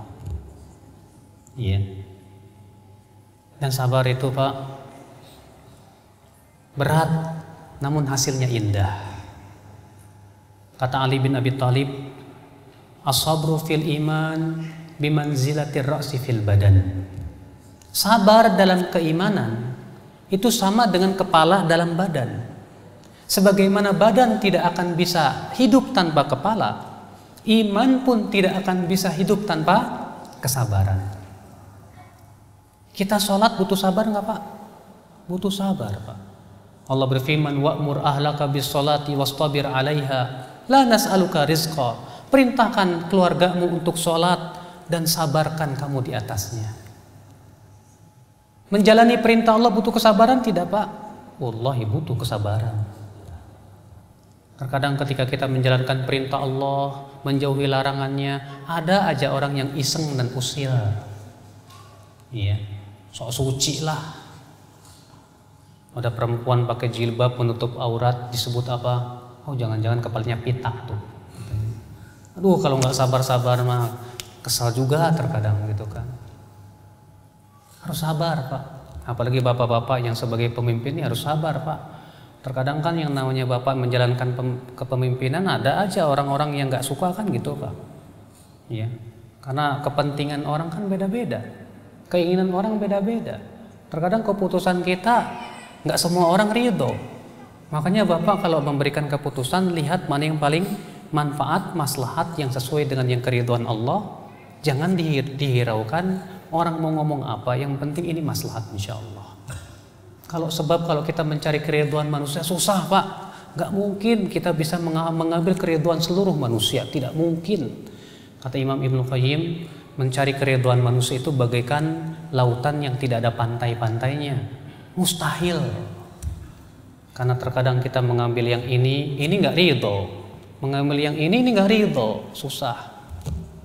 Tapi bismillah, selama itu maslahat, manfaat, insya Allah Allah berkahi, Allah berikan kekuatan. Nah, Bapak sekalian, sabar. Allah berfirman, wabasyiris sabirin. Berikan kabar gembira buat orang-orang yang sabar itu. Alladzina idza asabatuhum musibah, yaitu orang-orang yang apabila ditimpa musibah berkata apa? Inna lillahi wa inna ilaihi raji'un. Kami milik Allah dan kami akan kembali kepada Allah. Ulaika alaihim salawatum min rabbihim wa rahmah wa ulaika humul muhtadun. Orang-orang sabar itu akan mendapatkan apa? Pujian dari Allah dan rahmatnya, dan mereka itu akan mendapatkan hidayah dari Allah Subhanahu wa ta'ala. Semoga Bapak sekalian, kita di bulan Ramadan ini bisa memetik hikmah-hikmah tersebut, sehingga setelah selesai bulan Ramadan kita mendapatkan ampunan dari Allah. Karena Rasulullah SAW mengancam dalam hadis yang diriwayatkan Imam Ahmad. Kata Rasulullah, ragima anfum ri'in wa fi riwayatin syaqiya abdun dakhala alaihi syahru Ramadan thumma kharaja minhu falam yughfarlah. Semoga celaka seorang hamba yang masuk bulan Ramadan, lalu ia keluar dari bulan Ramadan dalam keadaan tidak mendapatkan ampunan Allah Subhanahu wa ta'ala. Kata Rasulullah, semoga celaka. Yang berdoa mereka Jibril, yang mengaminkan Rasulullah. Celaka. Makanya kita berpikir nih, Pak, ini sudah 10 hari terakhir nih, Pak. Tinggal 10 hari lagi. Rasulullah SAW kalau sudah masuk 10 terakhir apa? Syadda mi'zarah, mengencangkan ikat pinggangnya. Wa ahya lailah, menghidupkan malamnya untuk ibadah. Wa aiqadha ahlah, ya, dan membangunkan istri-istrinya untuk ibadah. Sungguh-sungguh ini kesempatan. Jangan kebalik, kita sungguh-sungguh di awal Ramadan doang, di akhirnya aduh. Ya, justru kebalikan. 10 ini yang terakhir ini kesempatan. Kita tidak tahu apakah Ramadan yang akan datang kita akan masih hidup, tidak tahu, Pak. Hanya tahu yang tahu Allah saja. Karena ajal tidak ada yang tahu kapan itu datang kepada kita. Anggap saja ini Ramadan terakhir kita. Kita bersungguh-sungguh dalam 10 yang terakhir ini. Ya, 10 hari ini usahakan untuk bisa mendapatkan malam Lailatul Qadar. Yang Allah mengatakan Lailatul Qadri khairum min alfi syahr. Lailatul Qadar itu lebih baik daripada apa? 1000 bulan. Artinya ibadah di malam itu kata para ulama sama dengan ibadah 1000 bulan. Luar biasa. Semoga yang sedikit ini bermanfaat buat saya pribadi dan buat Bapak sekalian. Dan semoga kita memberikan kepada Allah, semoga Allah memberikan kepada kita kekuatan untuk terus menaatinya, berpuasa Ramadan, dan kita buka tanya jawab. Barangkali Bapak dan Ibu-ibu ada yang mau bertanya, tapi pertanyaannya tolong jangan susah-susah ya Pak.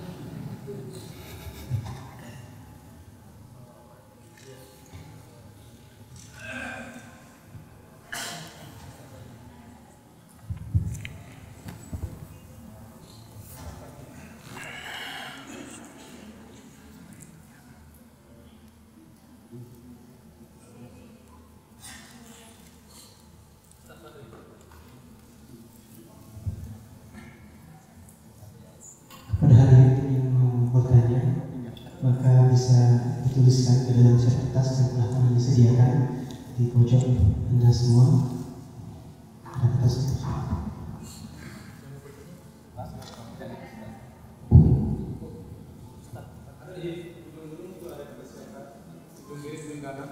Tolong dibagi saja bagi yang bertanya.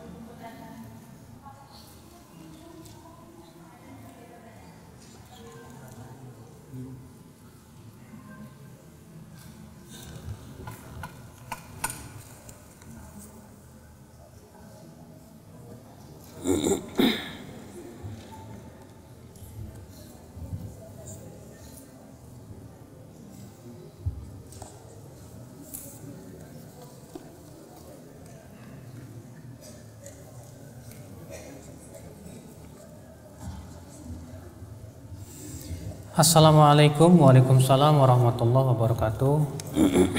Pak Ustadz, bila seseorang sakit keras sulit untuk sembuh, kemudian melaksanakan sholat tahajud dan mengharapkan kesehatan dan meminta berdoa kepada Allah, apakah sholat tahajud yang dilakukan itu terkandung unsur keikhlasan? Ikhlas insya Allah.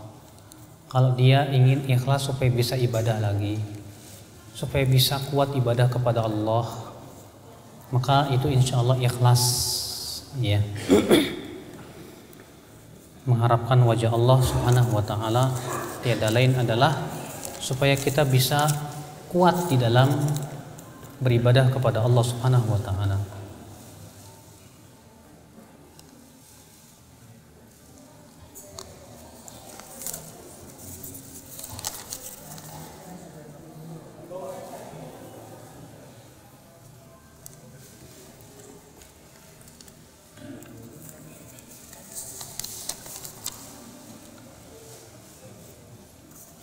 Apa beda Islam Nusantara dengan Islam Arab? Nah, lu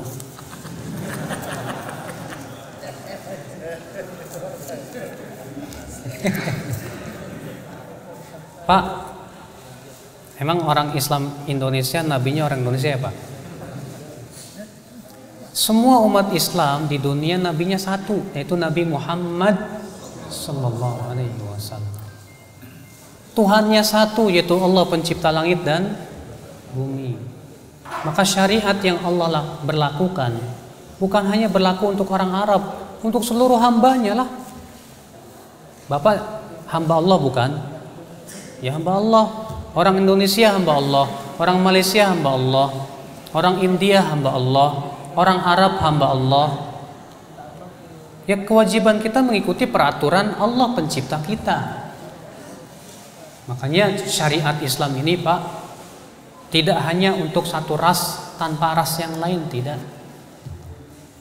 Tapi ya, syariat Islam ini universal untuk seluruh manusia, cocok untuk setiap waktu dan tempat. Ya.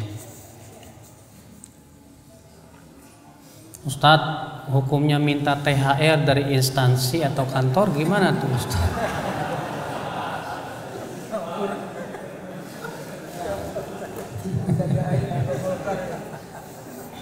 Iya. Bapak,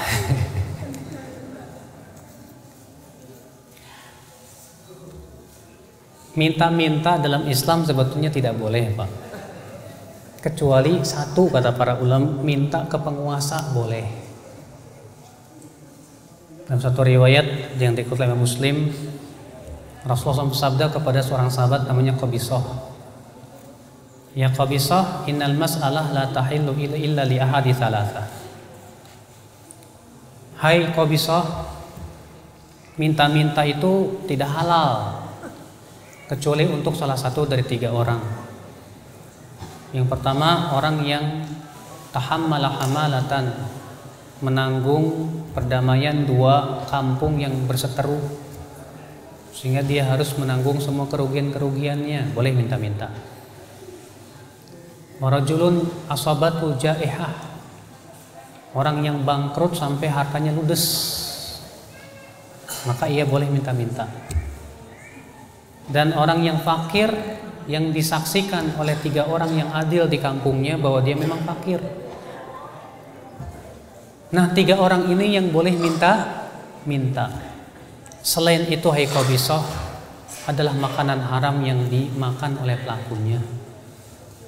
Berarti selain 3 orang ini, Pak, haram minta-minta. Tapi para ulama mengecualikan, kecuali minta-minta ke penguasa boleh.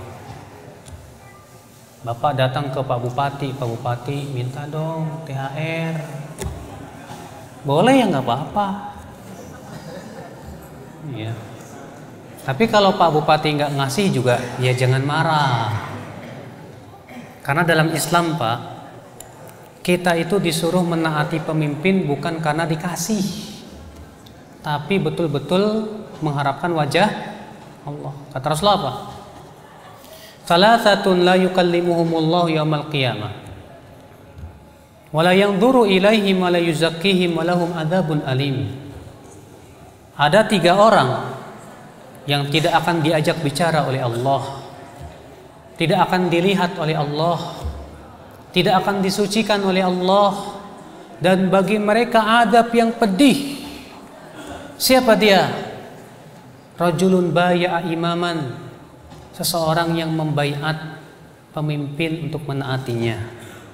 La yubayi'uhu ila lidunya, tapi dia hanya membaiatnya karena kalau dikasih dunia saja. Kalau dikasih sama pemimpinnya mau taat, kalau nggak dikasih nggak mau taat. Maka orang ini, kata Rasulullah, pada hari kiamat tidak akan dilihat oleh Allah, tidak akan diajak bicara oleh Allah, tidak akan disucikan oleh Allah, dan bagi dia adab yang pedih. Kenapa? Rupanya menaati pemimpinnya gara-gara duit. Banyak kita ini, maaf saja Pak, menjadi rakyat tidak setia sama pemimpin. Kalau dikasih sama pemimpin mau taat, kalau nggak dikasih maaf deh ya. Ya. Bukan seperti itu yang diajarkan Islam. Bahkan rakyat seperti ini dosanya besar di mata Allah Subhanahu wa taala. Makanya Bapak minta THR kepada pemimpin ya silakan saja. Tapi kalau nggak dikasih ya sabar. Ya. Karena itu yang diperintahkan oleh Allah dan Rasulnya, Pak. Sabar. Kata Rasulullah, Pak, ada seorang laki-laki berkata, "Hai Rasulullah, bagaimana kalau kami menghadapi seorang pemimpin, dia minta kami sebagai rakyat memenuhi hak dia, tapi dia tak mau memenuhi hak rakyatnya. Bagaimana ya Rasulullah?" Apa kata Rasulullah? Penuhi hak pemimpin kalian. Adapun kalian haknya mintalah kepada Allah. Masya Allah. Ini mungkin di antara kita protes kali, enak banget tuh pemimpin. Tapi Rasulullah yang memerintahkan gimana lagi Pak? Ya. Karena itu yang diperintahkan oleh Islam, menaati pemimpin dalam keadaan susah maupun senang. Sementara kita menaati pemimpin kalau senang doang, kalau susah maaf lah ya. Jangan begitu Pak, itu bukan ajaran agama Islam. Ya. Nah, ini terkadang banyak sekali pemimpin dan rakyat ini harus tahu hak masing-masing. Supaya rakyat tahu diri, pemimpin pun tahu diri. Rakyat pun juga sabar menghadapi pemimpin yang zalim. Pemimpin pun tidak berani menzalimi rakyatnya. Sehingga akan terjadi keseimbangan Bapak sekalian. Ya, Allahu a'lam. Berapa sih Ustadz takaran untuk bayar fidyah? Dalam riwayat Ibnu Umar dan Aisyah, fidyah itu setengah sok, sama dengan 1,5 liter beras. Ya, itu fidyah.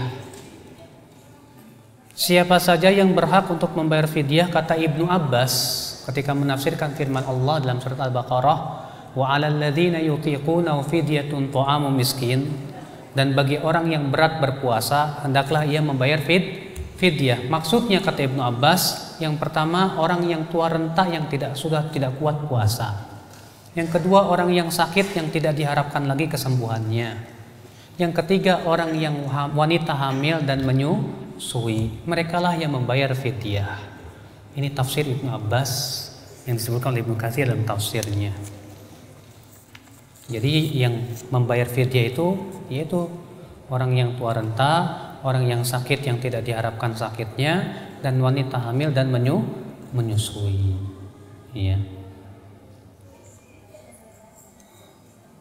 Saya mendengar penjelasan Ustadz, katanya Ramadan itu dibagi 3. 10 pertama rahmat, kedua ampunan, 3 kemerdekaan dari api neraka. Apakah benar? Ada hadisnya Pak, riwayat Ibnu Khuzaimah dalam sahihnya. Tapi di dalam sanadnya ada perawi yang lemah namanya Ali bin Zaid bin Jud'an. Tapi ada hadis yang lebih baik dari itu. Dalam riwayat Tirmidzi, Rasulullah SAW sabda, "Idza kana awwalu lailatin min Ramadan, suffidati syayatin maradatul jin, wa ghulliqat abwabun niran, wa futihat abwabul jannah, wa yunadil munadi ya baghil khair aqbil, wa ya baghi syarr aqsir, walillahi utaqa minan nar wa dzalika kullu lailah." Apabila malam pertama bulan Ramadan, setan-setan yaitu jin-jin yang jahat akan diikat, pintu-pintu neraka akan dibuka, pintu-pintu surga akan ditutup, dan ada malaikat yang menyeru, "Wahai yang menginginkan kebaikan, kemarilah. Wahai yang menginginkan keburukan, kurangilah." Dan Allah memerdekakan hambanya dari api neraka, dan itu setiap malam bulan Ramadan. Dalam hadis ini Rasulullah mengatakan pemerdekaan dari api neraka itu terjadi setiap malam bulan Ramadan, dan ini hadis hasan. Sementara dalam hadis yang tadi riwayat Ibnu Khuzaimah, pemerdekaan dari api neraka di 10 terakhir saja. Sementara riwayatnya lemah karena ada perawi yang bernama Ali bin Zaid bin Jud'an. Tentu riwayat Tirmidzi lebih didahulukan daripada riwayat Ibnu Khuzaimah. Bahwasanya Ramadan itu setiap malamnya pemerdekaan dari api neraka. Namun Pak, betul Ramadan itu bulan rahmat, betul. Ramadan bulan ampunan, betul. Bukankah Rasul bersabda, "Man shoma Ramadhana imanan wa ihtisaban ghufira lahu ma taqaddama min dzambi." Siapa yang berpuasa Ramadan karena iman dan berharap pahala, akan diampuni dosa-dosanya yang telah lalu. Berarti Ramadan bulan ampunan, betul. Ya. Maka dari itulah Bapak sekalian, kita berusaha di bulan Ramadan ini kita berharap mendapatkan rahmat, ampunan, dan dimerdekakan dari api neraka.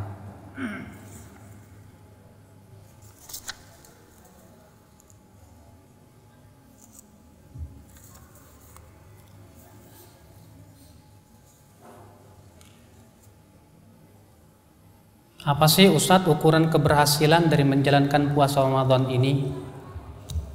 Jawabannya ada dalam surat Al-Baqarah ayat 183, Pak. Allah mengatakan, ya ayyuhalladzina amanu kutiba alaikumus syiyam kama kutiba alal ladzina min qablikum la'allakum apa? Itu dia tuh. Hai orang-orang yang beriman, diwajibkan atas kalian puasa sebagaimana diwajibkan atas orang-orang sebelum kalian agar kamu apa? Itu dia, Pak. Rupanya ukuran keberhasilan seorang puasa itu kalau puasanya itu menimbulkan ketakwaan. Nah, kalau ada orang berpuasa tapi tidak menimbulkan ketakwaan, berarti puasanya tanda tanya besar. Jangan-jangan tuh puasa nggak diterima oleh Allah. Kenapa? Karena Allah berfirman dalam ayat yang lain, innama yataqabbalullahu minal muttaqin. Sesungguhnya Allah hanyalah menerima ibadah dari orang yang bertakwa. Berarti Pak, tujuan puasa, keberhasilan puasa itu adalah ketika kita menjadi orang yang bertakwa. Setelah Ramadan semakin rajin ibadahnya. Setelah Ramadan semakin rajin sedekahnya. Setelah Ramadan semakin takut kepada Allah. Setelah Ramadan semakin baik akhlaknya. Setelah Ramadan semakin bagus kejujurannya. Masya Allah, berarti dia berhasil dalam puasa Ramadannya. Di sini maghrib jam berapa, Pak? 18:04. 6 lebih 15. Oh, gitu. Masih lama ya. Soalnya di Jakarta itu jam 6 kurang 50, jadi bentar lagi nih, perasaan saya bentar lagi aja gitu. Lupa kalau ini di Tanjung Pinang, Pak. Jam 6 seperempat rupanya.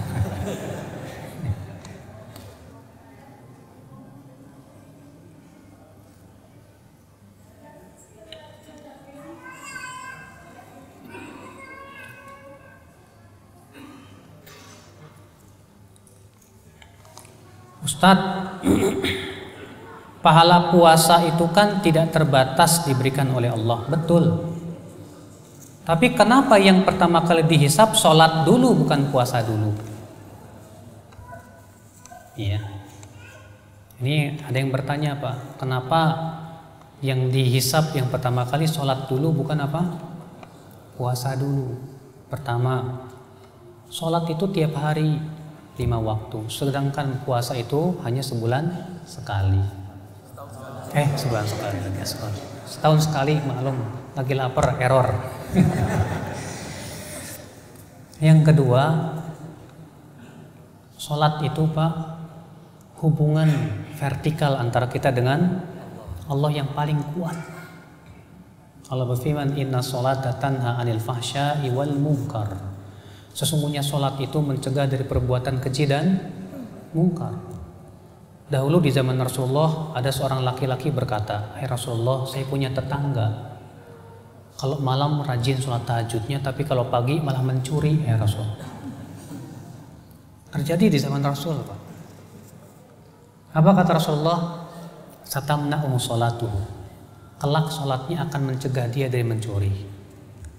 Artinya kalau kita lihat ada orang rajin sholatnya, tumakninah bagus, insya Allah sholatnya akan memberikan kekuatan kepada dia untuk menjauhi perbuatan keji dan mungkar. Makanya kalau Bapak punya teman rajin sholatnya, bergembiralah. Insya Allah suatu ketika dia akan diberikan kekuatan oleh Allah. Tapi kalau Bapak ngelihat ini orang sholatnya belang bentong, aduh susah nih Pak. Ya. Maka dari itu Allah mendahulukan sholat dahulu dibandingkan dengan amalan-amalnya yang lain. Karena itu sholat hubungan dengan Allah, dengan hamba yang paling kuat sekali. Makanya Pak, Allah mewajibkan puasa melalui perantaraan malaikat Jibril. Allah mewajibkan haji melalui perantaraan malaikat Jibril. Allah mewajibkan zakat melalui perantaraan malaikat Jibril. Allah mewajibkan semua syariat melalui perantaraan malaikat Jibril. Tapi untuk puasa tidak ada perantara. Puasa lagi. Untuk sholat tidak ada perantara. Allah langsung panggil Rasulullah bertemu dengan Allah di langit yang ke-7. Lalu Allah wajibkan 50 sholat. Tadinya 50 Pak. Turunlah Rasulullah bertemu dengan Nabi Musa. Lalu Nabi Musa berkata, "Hai Muhammad, apa yang Allah wajibkan atas umatmu?" Kata Rasulullah, diwajibkan 50 waktu. Baik lagi ke Allah, minta keringanan. Akhirnya Rasulullah baik lagi kepada Allah dan minta, "Ya Allah, kurangi dong ya Allah." Dikurangi setengah. Balik lagi, terus saja diminta, akhirnya sampai 5. Lalu Allah berfirman, "Hai Muhammad, 5 ini tidak akan berubah dan nilainya sama dengan 50. Nilainya sama dengan apa? Dengan 50. Makanya Bapak sekalian, yang pertama kali dihisab pada hari kiamat dalam masalah apa? Ibadah apa? Sholat. Kalau sholatnya benar, yang lainnya ikut bagus. Kalau sholatnya nggak bagus, yang lainnya buruk. Makanya antum lihat seseorang itu dari sholatnya juga, Pak. Kalau sholatnya bagus, insya Allah kita harapkan kebagusan buat dia. Tapi kalau sholatnya nggak pernah, disuruh sholat aja nggak mau, susah banget. Sulit diharapkan kebaikan dari dia, Pak. Iya.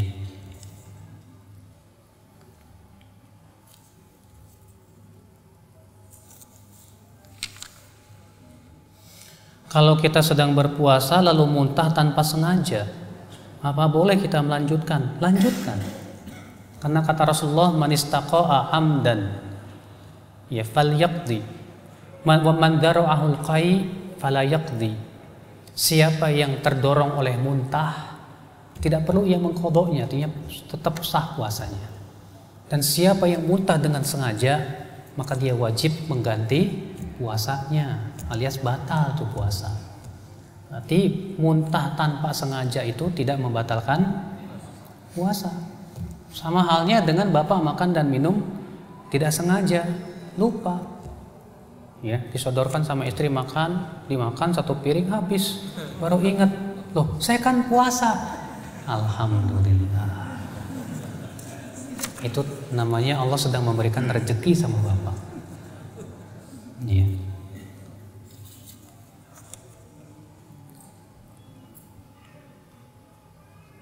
Saya ada penyakit darah tinggi, Ustadz. Saya berpuasa bulan Ramadan, tapi suatu hari pada suatu saat saya puasa, tiba penyakit darah tinggi kumat. Saya merasa sesak napas.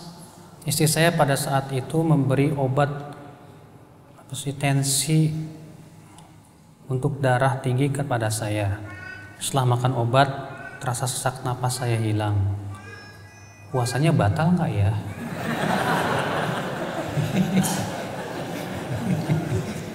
Obatnya kayak gimana sih, Pak? Obatnya kapsul sama air gitu kan? Ya batal lah. Ya batal, tapi Bapak dimaafkan, wajib mengqadha. Ya. Wajib mengqadha.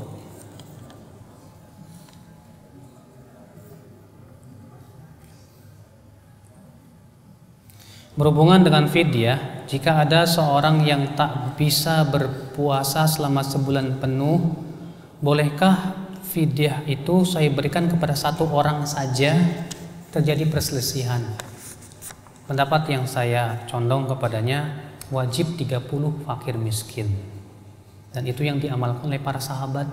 Anas bin Malik pernah 30 hari nggak puasa, maka beliau mengundang 30 fakir miskin untuk makan di rumahnya. Harus demikian. Kenapa Allah mengatakan fidyatun ta'amu miskin? Fidyah di sini bentuk tunggal. Makanan miskin, berarti 1 fidyah 1 miskin. Allahu a'lam.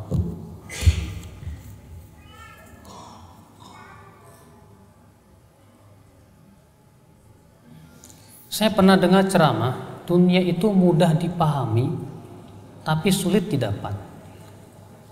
Akhirat itu mudah didapat tapi sulit dipahami. Menurut hemat Ustadz gimana ya? Kalau menurut saya mah Pak, akhiratnya tergantung yang mana, surga apa neraka dulu.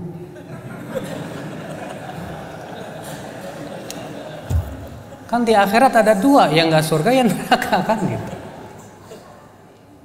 Kalau surga gampang-gampang susah. Kata Rasulullah, ketika Allah menciptakan surga, Allah menyuruh malaikat Jibril untuk melihat surga. Lalu malaikat Jibril berkata kepada Allah, "Ya Allah, tidak ada seorang hamba pun kecuali pasti akan yakin bisa masuk surga dan berharap masuk surga." Setelah itu Allah mengelilingi surga dengan sesuatu yang susah dan tidak disukai oleh hawa nafsu. Lalu Allah berfirman kepada Jibril, "Sekarang lihat lagi." Dilihat oleh malaikat Jibril. Balik lagi kata malaikat Jibril, "Apa ya Allah, saya khawatir tidak ada hamba-Mu yang bisa masuk surga." Kenapa? Karena surga dikelilingi oleh sesuatu yang tidak disukai oleh hawa nafsu. Kemudian Allah berfirman, "Sekarang lihatlah neraka."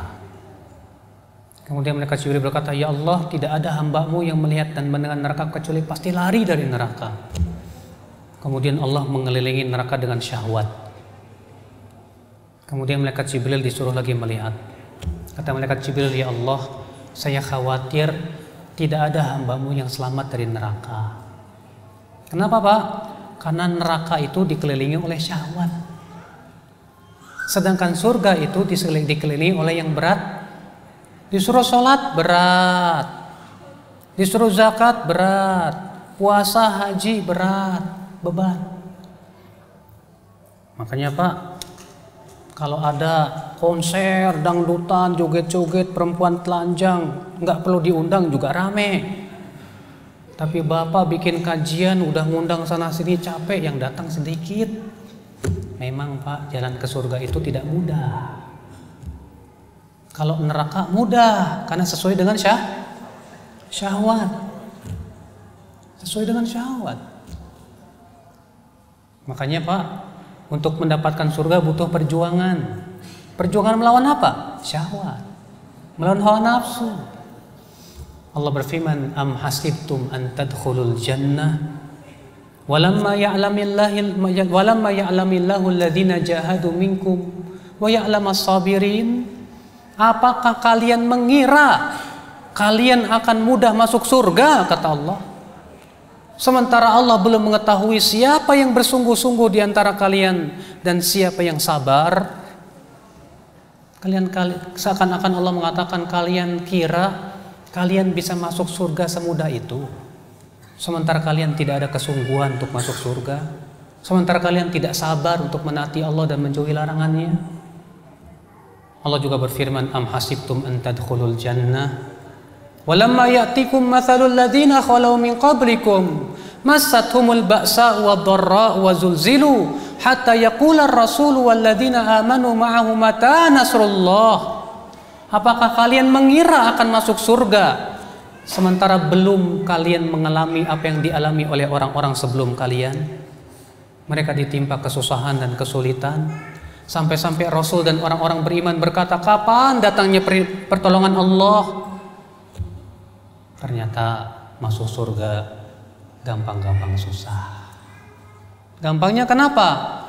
Gratis. Bapak sholat gratis. Bapak mau masuk surga, sholat. Allah tidak minta Bapak kalau mau sholat wajib bayar 100.000, enggak, gratis. Bapak puasa, Bapak Masya Allah, kalaupun itu diminta uangnya diganti oleh Allah dengan yang lebih banyak. Zakat memang diminta uang kita, tapi diganti oleh Allah dengan keberkahan pada harta Bapak. Mudah sebetulnya kalau kita mau beramal soleh. Tapi masalahnya Pak, amalan soleh itu tidak mudah Pak. Ada Pak, pemuda Pak, Masya Allah Pak, dia bisa menundukkan gunung yang paling tinggi di Jawa Pak. Gunung apa itu namanya? Semeru. Dengan bangganya dia mengatakan, "Saya sudah naik gunung Semeru." Tapi ke masjid 200 meter nggak kuat Pak. Ke masjid 200 meter nggak kuat. Naik gunung 10 berapa kilo itu ke atas kuat. Aneh. Kenapa Pak? Karena ibadah memang berat, butuh iman dan Islam. Maka dari itulah Pak, perjuangan yang paling tidak akan pernah selesai selama-lamanya, selama hidup kita adalah perjuangan melawan hawa nafsu. Kata Rasulullah, "Al-mujahidu man jahada nafsahu li ta'atillah." Hakikat mujahid, orang yang berjihad itu siapa? Yang menjihadi dirinya untuk menaati Allah. Selama ini sudah sampai mana kesungguhan kita mau masuk surga nih Pak? Selama ini sudah sampai mana kesabaran kita untuk menaati Allah, menjauhi larangannya nih Pak? Terkadang maaf, kita mau taat kalau ada keuntungan buat kita. Kalau nggak nguntungin, maaf ya Allah, saya nggak taat dulu ya Allah. Jangan begitu jadi hamba Allah itu. Ya.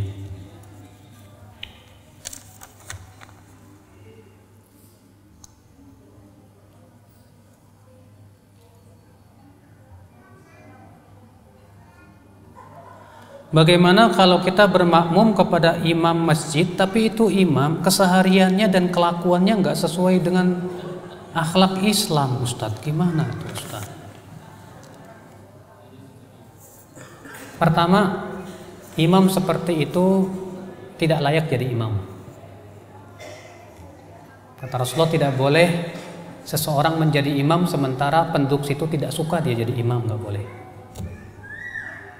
Yang kedua, kalau ternyata kita imamnya seperti itu, tetaplah sholat di belakang dia.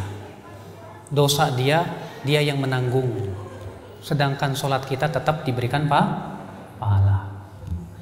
Kata Rasulullah, yusalluna lakum fa in asabu falakum walahum wa in akhta'u falakum wa alaihim.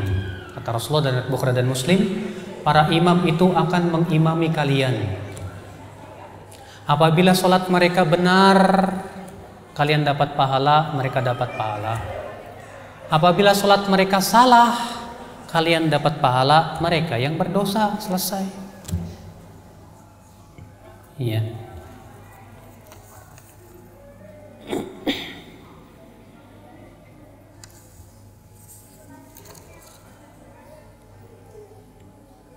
Bagaimana hukumnya sholat di belakang imam yang tidak tumak ninah?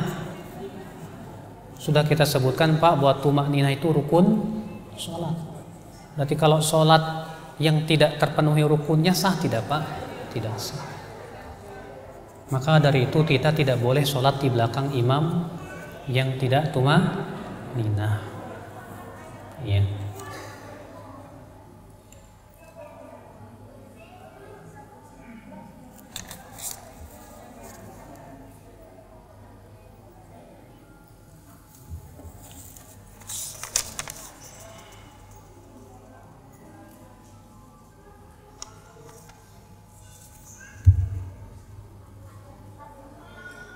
Sebagai orang tua, saya sudah mengajak dan menasihati anak agar taat beribadah. Tapi anak tidak mau patuh, Ustaz. Apakah sikap orang tua dikaitkan dengan tanggung jawabnya nanti di hadapan Allah?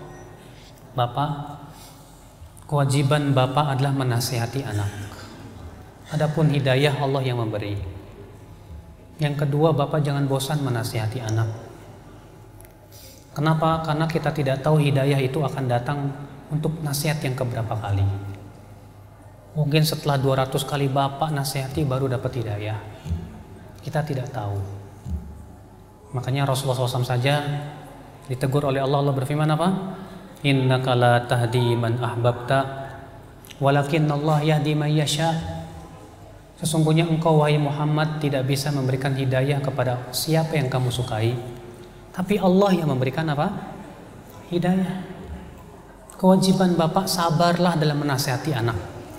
Sabar. Dan jangan cepat putus asa. Kenapa? Ya, karena sekali lagi kita tidak tahu hidayah Allah itu akan datang kepada kita kapan. Coba lihat Nabi Nuh. Nabi Nuh mendakwahi kaumnya 950 tahun. 950 tahun Pak, tak lelah-lelahnya menasihati. Kita baru nasihati sekali dua kali aja udah bosan, udah ngeluh. Jangan. Sabar, insya Allah. Sambil berdoa, apalagi doa orang tua untuk anak dikabulkan loh Pak. Kata Rasulullah SAW, da'awat mustajabat, ada 3 doa yang dikabulkan oleh Allah. Di antaranya doa orang tua untuk anaknya. Banyak-banyak doakan anaknya supaya menjadi soleh. Ya.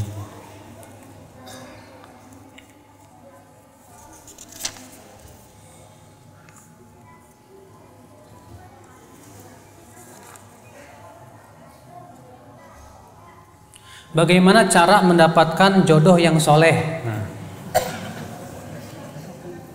caranya pertama banyak berdoa, ya Allah berikan kepada saya jodoh yang soleh.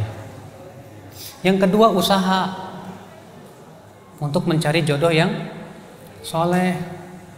Ya, mungkin ada relasi, misalnya Pak Ustadz punya nggak murid yang soleh, yang belum nikah. Ya. Kemudian yang ketiga, berusaha kita sendiri jadi orang soleh. Kita pengen punya istri seperti Khadijah, tapi kita nggak seperti Rasulullah, gimana? Kita ingin seperti istri kita seperti Fatimah, tapi kita sendiri tidak seperti Ali bin Abi Thalib, nggak mungkin. Maka kalau kita ingin mendapatkan jodoh yang soleh, jadilah kita orang yang soleh juga. Ya. Mana yang dahulukan? Puasa Ramadan dulu atau puasa Syawal dulu? Puasa Syawal sunnah, qadha Ramadan hendaknya Pak yang wajib didahulukan daripada yang sunnah, kecuali kalau qadhanya menghabiskan Syawal penuh. Akhirnya tidak ada kesempatan untuk puasa Syawal. Dalam keadaan seperti ini sebagian ulama mengatakan boleh Syawalan dulu. Iya. Allahu a'lam. Baik Pak, mudah-mudahan yang saya sampaikan bermanfaat. Kita persiapan menuju berbuka puasa. Mohon maaf karena bensinnya udah habis nih. Ini saja. Subhanakallah bihamdik. Asyhadu an la ilaha illa anta astaghfiruka wa atubu ilaik. Wassalamualaikum warahmatullahi wabarakatuh.